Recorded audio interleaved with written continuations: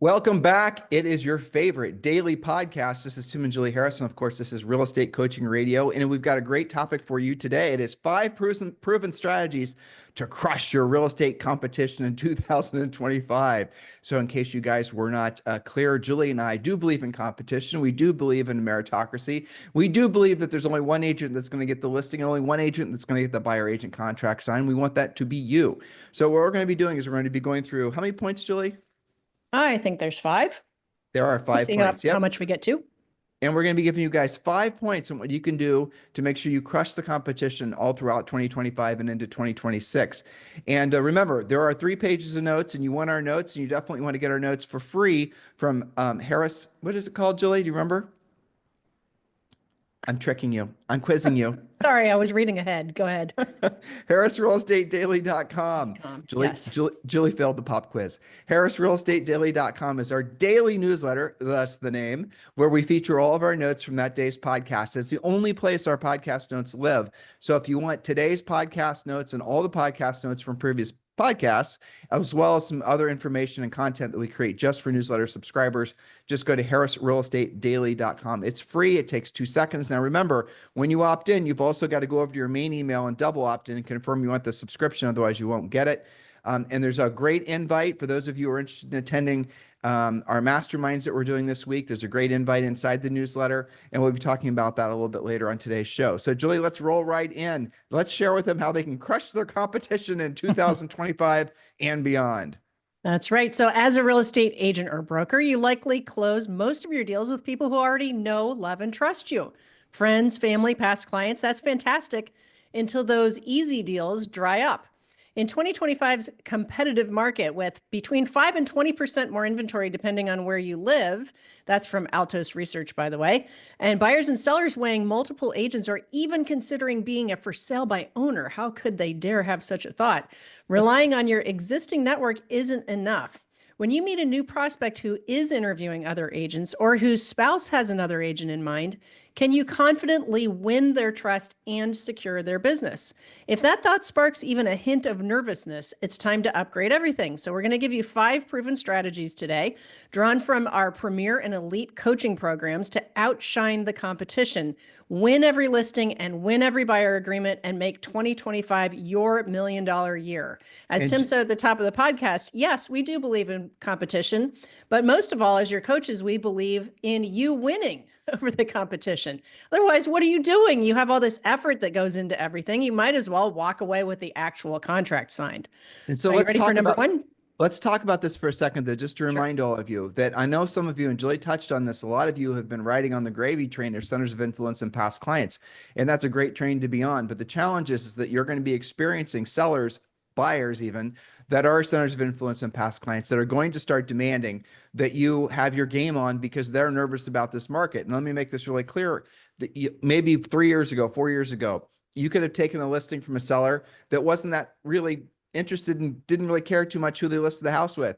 Matter of fact, they knew they could overprice it, maybe not the condition that it should have been, the whole thing, because the sellers were in complete control. But the most important thing about what I just said is they weren't being that selective in who they were hiring. So if you knew them somehow socially, chances are you had a good shot at getting a listing. That isn't true now. So you might still get an opportunity to compete for the listing of the center of influence and past client person, but it doesn't mean you're going to get the listing because they are going to be very specific about who they list with because they know everything in the market has changed, because they know just putting the house for sale doesn't mean that it's going to get sold. So you're going to have to really get your game on and learn how to really truly compete. Otherwise, you're going to lose out on your centers of influence and past clients, but you're going to also lose out on the other competition or the other listings and buyer opportunities that you are from referrals, or maybe even people that you don't really have a connection with. 1 degree above your normal sphere of influence are a whole bunch of people in your marketplace, thousands and thousands of people that would do business with you if you earned it. And that's what this is all about today, is showing you guys how to earn it and win, even in fiercely competitive situations. So Julie, let's get to point number 1. That's right. And all of our points today are about upgrading everything you do to ensure that you win, not to just wing it and hope for the best. So number 1 is upgrade your presentations to win every deal. Your presentations are your competitive edge. At least they should be.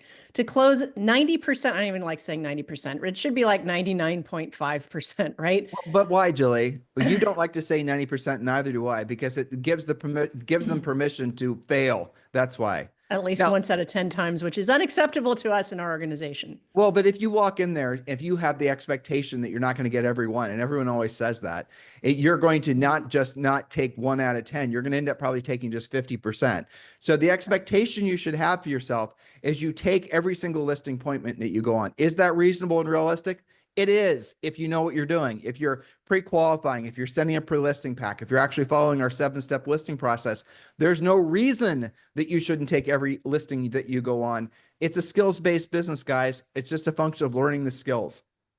That's very well said. And assuming that you follow that process and you're not in front of a non-pre-qualified person, you should be able to take it 10 out of 10 times. But here's a self-assessment. We have 5 questions for our listeners and watchers. Your self-assessment regarding your presentations. Do you have a listing presentation, pre-listing package, and buyer presentation? Okay, some of you have them, and that leads us to the next question. Are you consistently using them in every appointment, or do you have different rules for different people? Maybe if you already know them, that you don't bother to present to them. That's a mistake. Are you signing contracts at least 90% of the time? Really, our rule is 100% of the time, as we mentioned. If not, something's already gone wrong. Are your presentations unique to you, or do they blend in with every other agent's, or are they exactly like the one that your broker has given every agent in your brokerage? Another question, do they clearly articulate your value, addressing why clients should choose you over competitors or no agent at all in the case of them selling it on their own? If you answered yes to all of these, yes, you have a listing presentation, buyer, pre-listing package, buyer presentation, you know how to use them, and you're taking all of your appointments, you probably are already one of our premier or elite coaching clients, or you at least have your act together on a pretty high level. If that's you, you're probably already taking 5 or 10 listings per month predictably, and maybe you should consider increasing your goals. But if you've said no to any of them, we've already identified some things to upgrade. What are your thoughts, Tim? No, it's perfect. And really, the most important thing that you said is, and we say this on the podcast practically every day, in real estate, you have to master arguably 4 or 5 different skills. It's lead generation, it's pre-qualifying, it's presenting, negotiating, and closing, right? And then Julie would correctly throw in there, really a great lead follow-up. If you just do those 5 activities at the highest level, you can be terrible at pretty much everything else, and you're going to win at the highest level. And so the question then is, if most of you, and this is true with most of you, have never really had to compete, A, B, when you've gone on a listing appointment, it was a center of influence and past client person, and maybe you had a social connection to them that made it so that you took the listing and you actually think you're good for having taken the listing. And the reality of it is if you were competing against someone that had sent a pre-listing pack ahead of time, who had a professional presentation, and you didn't, you wouldn't have taken that listing. And for you to wrongly assume that your competitors aren't all getting better at their job so they can start beating you right now is your lack of awareness of how truly competitive this market has gotten. It's not just competition like people normally talk. It's boots on the ground, mano-a-mano competition when you're meeting with sellers. And when you're meeting with sellers, the competition starts on the initial contact. When they contact you, how long does it take for you to call them back? When you talk to them, is it a drilled down focused business call where you're pre-qualifying them and setting an appointment? After you set the appointment, are you sending a pre-listing pack? And the pre-listing pack acts as your silent salesperson that will win the listing for you almost every single time. If you're going on a listing appointment and you don't already know what the seller thinks the house is worth, if you're competing with anybody, if the seller doesn't know what their net's going to be, if you haven't already shown them articulated your value, but you're not showing them what you're going to do to sell the house, not explain to them how commissions work, not all the things that normally come out in a listing appointment that pushes agents back on their heels. If you haven't overcome what's going to be in every seller's mind, why should I list with you versus somebody else? If you haven't already resolved that objection in their minds prior to you getting into the listing appointment, and again, buyers are going to be the same way, you're not going to take that listing. That's the reason you need a proven pre-listing pack. And that's the reason we've created one for you. And we want you to have this pre-listing pack. It's part of Premier Coaching, but then it's also, so when you go to Premier Coaching, Just go to premiercoaching.com and scroll down. You can see our pre-listing pack. We're including in Premier Coaching Ethical Real Estate Professional. Now, again, just do this. Go to Premier Coaching, scroll down, and you're going to see Ethical Real Estate Professional. Ethical Real Estate Professional is our exclusive designation that has its own, consumer-facing branding. But the most important thing for you to think about is if you're delivering that package that you see on our on the video right now, if you're listening to us and not watching us, that's fine too. Just go to ethicalrealestateprofessional.com and you can see it. But if you're not delivering something that's at least as impressive as that package of information to the seller prior to the appointment, no wonder you're not getting your listings. No wonder, and this is the truth, and I want you to think about this, no wonder you're not even trying to compete for listings because you know you're not competitive. How excited and motivated will you be when you have a completed pre-listing pack and when you're an ethical real estate professional and you know what to say, you have the whole system internalized, not just memorized, and you're actually able to take 10 out of 10 listings. That's the next level for you if you're willing to assume that level of success. And that's really, truly what it is. Julie?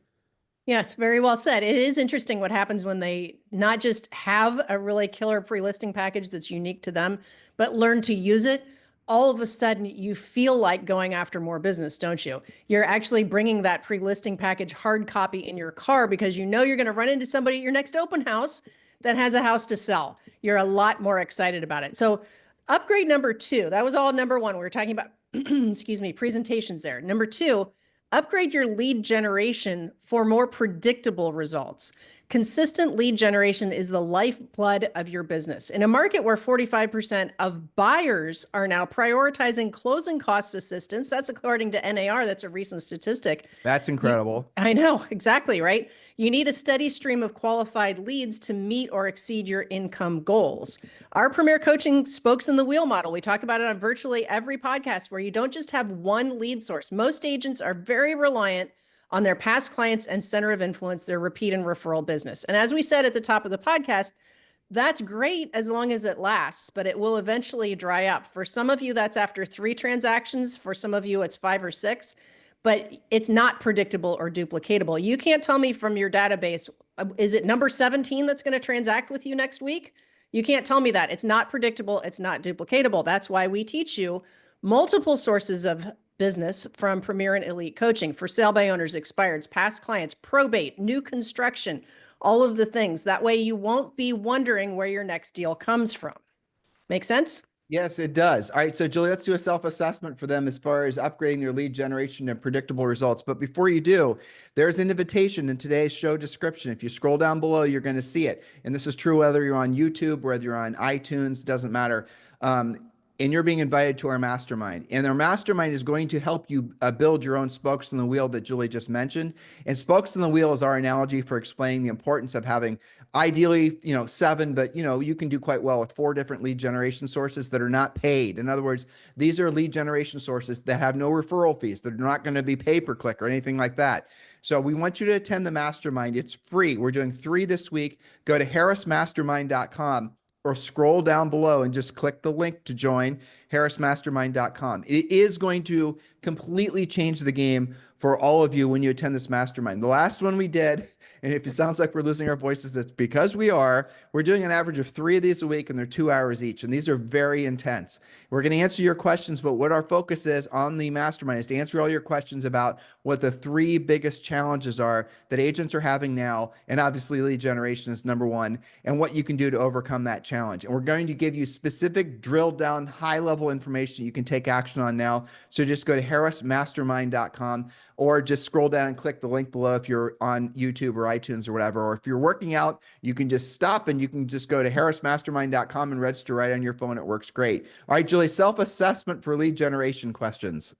All right, here's 4 questions for you to know if you need to upgrade your lead generation. Are you generating enough leads to meet or exceed your monthly income goals? So if you need to be doing 3 transactions and you know to do those 3 deals, you need 10 great leads. Are you creating those 10 great leads? Do you know how to do that in a predictable and duplicatable way? Or do you seem like you're running on hopium and luck? That's not a plan. So next question, are you converting the leads to appointments and appointments to signed contracts? A lot of that has to do with using scripts, using pre-qualification questions, and landing the plane with your closing scripts. Are you actively working more than just your past clients and centers of influence? Tim talked about the spokes in the wheel and the things that we learn in Premier Coaching, so that if maybe, in the next 6 months, you're not going to have a single past client ask you for your help, right? So what happens then? You just go 6 months without a deal. You need to learn how to work multiple sources or multiple spokes in the wheel. Okay, so next is, do you feel in control of your pipeline, or do you feel like you're never quite sure where your next deal is coming from? That's one of the biggest stress points for agents. I mean, after all, it's most of what we talked about in our mastermind, right? About lead generation and getting out of that stress of where's your next deal going to come from, and making it so that you can, like our coaching clients do, identify their next 3 to 5 deals.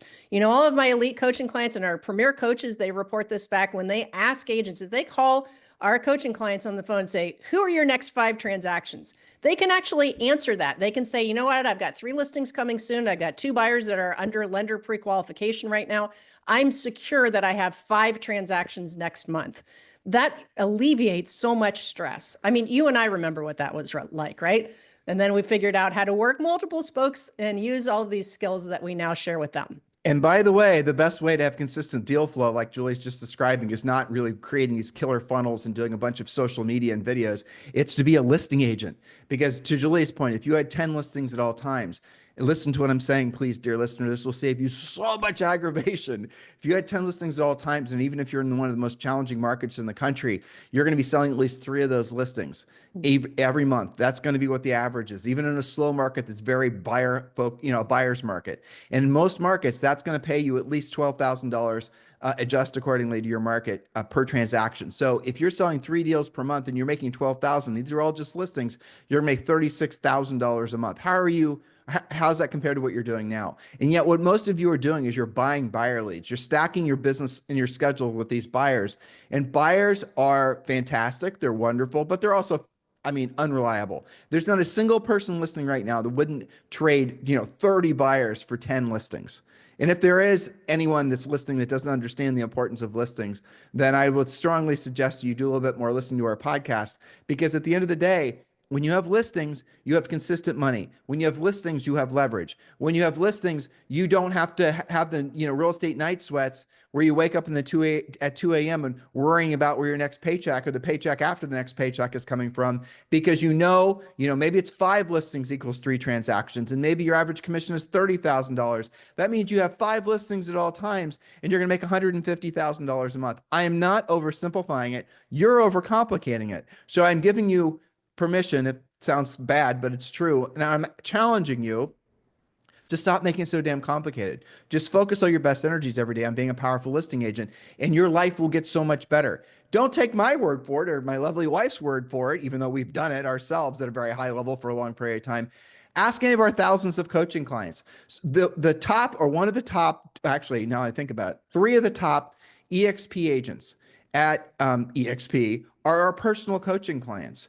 And they have maybe 2 support staff, but they're each making over $1 million per year. One of them is one of the top agents in Canada. One of them, and these people, they keep their heads down. They get their deals done. They're not braggadocious. They're not peacocking all over the place. They don't even want attention. Matter of fact, Chuck Williamson, I know you're listening. I have tried to get Chuck to do this podcast for the last 10 years, and he won't do it because he doesn't want the attention, doesn't want to get distracted.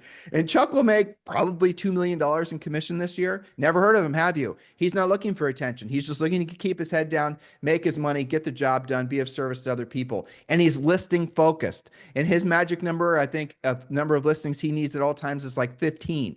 And when he sells 15 in his market, when he lists 15, he knows every single month, on average, 5 to 7 are going to sell. And when 5 to 7 sell, his whole job every single day and every single month is to replace the listings with sell. He's got an administrative person that closes the transactions. You guys get it? That's how easy your business model can be. And yet, how many of you want to spend all your time doing all these other things? Why? I've just decoded the shortest route for you to be successful. And this is what we talk about at Harris Mastermind. Enthusiastically, I have to say. So definitely join our mastermind. It's coming up this week. We're doing 3 of them this week. It is free. It costs you nothing. Just go to harrismastermind.com or click the link below. All right, Julie, next point is point number 3. It's pretty self-explanatory. Upgrade your marketing and materials for our professional edge. That's right. And number 3 and number 4 kind of go hand in hand. And I think as a coach, these are fun things to work on and really can make a huge impact, not just on your image, but also in your confidence when you know this has been done. And number 3 is upgrade your marketing materials, your business cards, your website, your social media, your presentation packets. They've got to scream professionalism to win those high-end clients, to win all clients, really. A cohesive and polished look builds trust, especially for those million-dollar listings where sellers expect excellence. But here's something to keep in mind. When you err on the side of luxury, everyone will love your look and feel. The self-assessment is this. Do your photo, logo, and colors match across all assets, online and offline? Do you look consistent and professional on every platform, from Instagram to your yard signs? You should look like you're the same agent. Would a seller with a $2 million home, or adjust accordingly, whatever is double your average sale price, hire you based on what they see when they Google you, for example? So your action step here, and this is something that the coaches work on with you guys, is to audit your marketing materials, update your headshot, your logo, your colors, make sure they align across all platforms, and invest in high quality business cards, a website that showcases your ethical real estate professional designation. What a great thing to add to all of your marketing materials. But do it across the board. Do it on everything, anywhere somebody could see you. They need to know that you are an ethical real estate professional. They need to see your look and feel, that you are the real deal, that you're not just somebody that's, kind of throwing things together. They shouldn't see any shadow profiles that aren't finished, for example. So remember that a unified brand can sway a seller that's on the fence. You combine that with your great pre-listing package and your presentation skills. Maybe it really is. Remember, we talked about at the top of this podcast, we're talking about competition here and making sure you win. Maybe it is between you and the other spouse's favorite realtor. And they say, well, let's go search them out online and see who seems to be more professional. These are things to upgrade. Well, And Julie, go ahead. one of the most important things, and you mentioned this before, and I don't want this to go by them super fast, is one of the easiest ways to win is how you look. That is so important. True. And it's such an easy thing to fix. And how do you know, where should you be dressing? How should you be presenting? The rule, and we talk about this a lot in our book, Harris Rules, you guys can get on Amazon or. This is also point number 4, by the way. Oh, is it really? Oh yeah, you're right. Exactly. Well, there you go. Well, really, one of the easiest ways for you to compete and win, remember, competition, right, is to dress just a notch above how normal people dress in your market. So if people normally wear, flip-flops and t-shirts and shorts, wear long pants and on a collared shirt and a belt. You guys get the idea here? No flip-flops, in other words. So you dress a little bit nicer than how your market is. And not to a point where you're going to stand out and look like a stranger. You don't want to be looking like you don't belong in the market, like where the hell that person landed in from. But you want to dress enough that subconsciously they're going to notice that you dress really nice, and not really nice, but they're subconsciously going to say, that person looks better than the average, Joe or Josephine in our marketplace. Yeah. That's going to leave an impression upon them that you are busy and you're professional. And the other advantage to always looking nice is people might ask you, and Julie, you talk about this when you go to orchestra practices, when you would do the thing. What orchestra was that in Columbus? Westerville Symphony, and then, some other ones that I played in. But yes, especially where you see people regularly, like we always had Tuesday night rehearsals so that they knew me. They were in my center of influence. But on purpose, I would dress a notch nicer. Most of these guys were, working professionals, and orchestra was secondary, as it was for me. And they'd come home from work, they'd take off their business clothes, and they'd throw on a sweatshirt or they'd throw on some jeans. I made sure that I was always looking like I came from a closing. And in fact, when they asked me, gosh, you always look so nice, what is it that you do? Then that was an easy way for me to talk about real estate and expand my center of influence. And we did do a lot of transactions from my orchestra sphere of influence. Now, maybe you're not going to an orchestra rehearsal. Maybe you're picking your kids up from school, okay? And you've got to go in and you see the teachers and you wave hi to everybody. But you always go in making sure that you look like the professional that you want to be seen as, so that you invite, I call it reverse prospecting. When somebody asks you what you do and they open the door for the Ford script, family, occupation, recreation, dreams, as we teach them in Premier Coaching, that's an easy way to start a real estate conversation, is to just look like you just came from a closing, you just came from a showing, you just came from a listing presentation. And then people are real estate curious. They're going to ask you, you're going to show that you're the professional, and that's going to lead you to more organic transactions. That's right. And then even if you go to Orange Theory or go to the gym or whatever, it still makes, you still always want to dress a little bit nicer. And as Julie just said, it's a gateway for people to be curious about, and Julie would say when she'd go to orchestra practices and they would start after a while, and these are orchestra people, so they're very introverted, right? And they'd ask her or be curious about, why is Julie dressed so nicely? And she'd say, well, like she said, I just came from a closing, or we had this real estate thing, that real estate thing. She wasn't like pounding her business card or wearing a name tag. Not that there's anything wrong with the name tag, just for what it's worth, but she was inviting the conversation, and sure enough, it worked. And I remember after you did that consistently for about 18 to 24 months, we started getting probably realistically 20 deals per year off your own music centers of influence and past client, which was amazing and incredible. And you weren't actively pursuing any of them, really. You were just being and yourself. referral free, by the way. Yeah, exactly. Referral fee free. Yes. Now you mentioned something, maybe that's not your jam. Maybe you do go to the gym consistently. It is one of the things when we talk about goal setting, that physical is a category of goal setting. So they make these great t-shirts that say got real estate, like, the got milk, got real estate. Well, somebody's going to ask you about that. There's lots of great workout clothes that are sayings or they're quotes. Be more interesting. Be somebody that other people want to talk to, they want to relate to, they want to get to know you. And then, of course, that's going to lead to, what do you do for a living? You can talk about real estate. So don't feel like it's got to be a formal setting. But this is a psychological mooring line a lot of these guys have, because they don't want to be perceived as Bill. They'd rather be secret agents and broke than talk about real Totally. estate and have to do some of this stuff. So I'm going to wrap up today, Julie, and we're going to talk about, so I'm going to tell you guys a true story. Julie and I, we went from selling, oh, by the way, did you get that suggestion that we do a podcast about how to go from selling normal price homes of say 400 grand to selling homes that are over 2 million? Eve suggested that's a great idea. Yes. So Julie and I did just that, which is the reason I know it's a great idea, because we did it. So we started in our career and we sold, between 100 and 200 homes per year.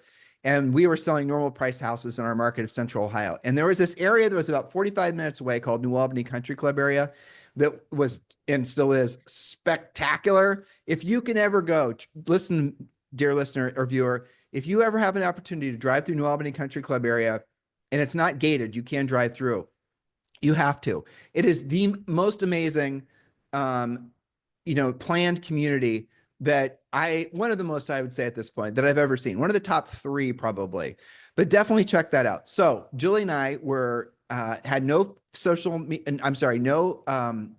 contacts there. We had no familial contacts there. We had no connections whatsoever to this community. Matter of fact, Julie and I are Christians and this community was mostly Jewish. And we had no business being there. This is what I'm saying. And so we didn't go to the synagogue. We didn't go to the private schools. We didn't do any of the things that a lot of those folks had done. And so what Jules and I realized was that market was actually one of the best markets for us to go and compete in, because we'd learned to be really good at selling a lot of houses of normal sale price homes. And then if we were to say, for example, start selling properties that were going to be 5 times the average sale price of what we were selling, there's no way the skill set required to do that would be that much more. And guess what? We were right. Furthermore, we discovered that the sellers there loved us because we had hustle. And they would tell us that. They would say they would list with us because we sent a pre-listing pack, because we pre-qualified. And so what we did, it was about mid-year, the year prior to us really going out there and opening our business up to that market, we started to really focus. We'd go out there every weekend and we'd walk around. We'd get to know the streets. We get to meet some of the neighbors. We are just normal kids. Julie's, parents are school teachers and I was a poor kid. And so we didn't have it. Again, we were totally fish out of water and we wanted to find out if we were going to be able to be comfortable in an environment like that. So we go out every weekend, we get to know folks casually, not like meeting them and, they weren't inviting us over, but just when you're on a walk and you run into someone with a golden retriever, talk about their dog or whatever. And sure enough, they're just normal people that had just bought and sold numerous times that maybe were, had really great jobs, or you guys get the point. Just even though they were very successful folks, they were no easier or harder to work with than normal sale price sellers or buyers. And that for us was a revelation because we wouldn't have expected that. We started going after the expired listings. The sellers listed with us in the spring market that came. That following year, we ended up becoming the #1 listing agents in that marketplace because all those expireds that we listed sold. In addition to that, we got more listings from that, and we got more listings and we got more listings. And you guys can do the same exact thing. And one of the little things that we would do is all the other agents there were getting all their business from playing golf or centers of influence and past clients, or feeling entitled to it because they went to the same private schools or whatever and whatever. And we didn't have that. And so we never acted entitled. We always dressed nicer than the competition. They would show up sweaty right off the golf course, and Julie and I were, clean and polished. They didn't have pre-listing packs because, after all, they were entitled to the business. We would, and we would hustle for every single opportunity. And after a while, we started beating the agents who were actually the offspring of the people that founded the community. Because, of course, they were in real estate. And so we then started competing and beating with them. And these are sellers that were almost embarrassed, didn't know how to deal with the fact that they weren't going to list with Jane, for example, because of the fact that they were going to choose to list with us because Jane had their house already listed for 2 years and didn't sell it. And they were going to list with Tim and Julie. But it all was all these little things that we were doing, from all the things we described for you guys today. But really what we were hyper aware of, and what we wanted to do, is test ourselves by going to that market. We knew we could compete and dominate and win with normal sale price homes. We wanted to see if we could do it on the other end of the spectrum, and we did. And the system and the coaching and the platform that we used then, we've obviously, since evolved, especially after having tens of thousands of coaching clients. We've really made it so it works in every market, and every market condition, and every price range. That's what we talk about a lot on the Harris Mastermind. If you guys are really looking for an upgrade in your business and all aspects of your life that comes as a result of your business being really successful, do join us for the mastermind. It's harrismastermind.com. That's all I have to say about that, Julie Harris. Anything else from you? What we have to say about that? Well, personally, I think that upgrading everything, we've talked a lot about upgrades on today's podcast with regards to making them more competitive and making sure that if you're going to go to the effort to generate the lead in the first place, you're going to pre-qualify them. You're going to spend some time, maybe even previewing before you put a CMA together. You better be taking the listing. Otherwise, you just spend all of that time for nothing. We don't really believe in the whole, you'll take half of what you go on and just see how it goes, and you're either going to click or you're not. Taking it off of personality, right? Have you noticed in real estate in particular, and you and I used to catch arrows for this all the time when we sold real estate, the real estate industry does not want to ever use the word competition. And when we were in real estate and we would go and speak at panels and we would go to different events, we were literally saying our competitors this and our competitors that, and people really did in a lot of ways reject us because we saw this as a business where we have to win and we have to dominate. And there was I remember, and I don't know if you had similar situations or similar memories, but I remember being, I'll be honest, Howard Brinton at a lot of Howard Brinton events where they wanted it to be more of a kumbaya, everyone gets together, co-op, wear your Birkenstocks type thing, versus this is a business. We're here to help people. We're here to make money. We're here to generate profits. And that's the thing that I think gives agents permission, almost not even permission, but pressure to never become the best versions of themselves as real estate practitioners. They almost feel bad for taking somebody else's listing as an expired listing, those types of things. What are your thoughts? I think that's part of that is definitely true. I think that two things are true at the same time. I think that what you said is true, but I think that I think there's an underlying sense of the top producing agents act like that sometimes because they don't want to create more competition. They don't want to raise their competition against them by somehow believing in competition. It's like, when an agent that makes a lot of deals from prospecting for sale by owners says to everybody they run into that all FSBOs are evil and they eat their young and they're all overpriced and they hate realtors. Well, anybody who's ever actually made a lot of money prospecting for sale by owners knows that that's 90%, 95% not true. Most for sale by owners are very welcoming and nice people, and they're just trying to try it on their own for a while. But Jules, those agents say that to keep the competition away. But socially, what is the abhorrence that most people have to actually feeling like they have to be competitive? That's the part I don't understand. I will never understand that. Well, it takes more effort, I suppose. I truly don't understand it. It's present. It's omnipresent in all aspects of life that you're not supposed to feel, I'll say though, it does go away. I've noticed it does go away with fortunately at this point in our lives, we're surrounded by a lot of successful business owners, and they definitely, I would never have this conversation with them because they would be like, what the hell are you talking about? Everything's competitive. But on the way up, we definitely were shunned for feeling competitive. Even when we sold real estate, started any of our other businesses, but even when we started the coaching business, people Yeah. were like, oh, coaching is supposed to be some sort of like, again, kumbaya type thing. And Mhm. Julie and I were, no, we know what we're coaching agents to do is going to get them into the end zone with a lot more profit. Thus, our system is probably going to be superior for most agents. And we do track and we do keep track of the percent of agents that join versus the agents that succeed and how long they stay with us and all those types of things. So we know our numbers. So we know our system is superior. By the way, what's your system? What are your numbers? Oh, we don't track our numbers. Well, you don't track your numbers probably because they're not good, and you see what I'm saying? This is so there might be an too competitive, and maybe that's what I am. Maybe I don't know, but Perhaps. perhaps Julie's laughing. You think? Okay, yep, so maybe. All right, probably. All right, definitely. Okay, I'm gonna own it. But just take maybe 50% of that and really dial up your level of competition, because that's probably all you need to really dominate your marketplace.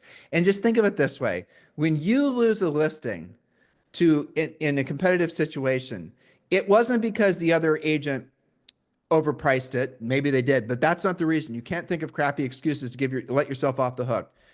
It isn't because the other agent took a lower commission. Maybe they did, but don't miss my point with what I'm about to make here. Wasn't because they had a social connection with that seller or that buyer. It wasn't all the normal things that you use as an excuse. It's because the seller thought the other agent was better than you. You lost because you weren't competitive enough. That is a level of responsibility that is beyond what I think most people feel comfortable actually, internalizing. But when you do, what comes as a result is such clarity about where you need to improve.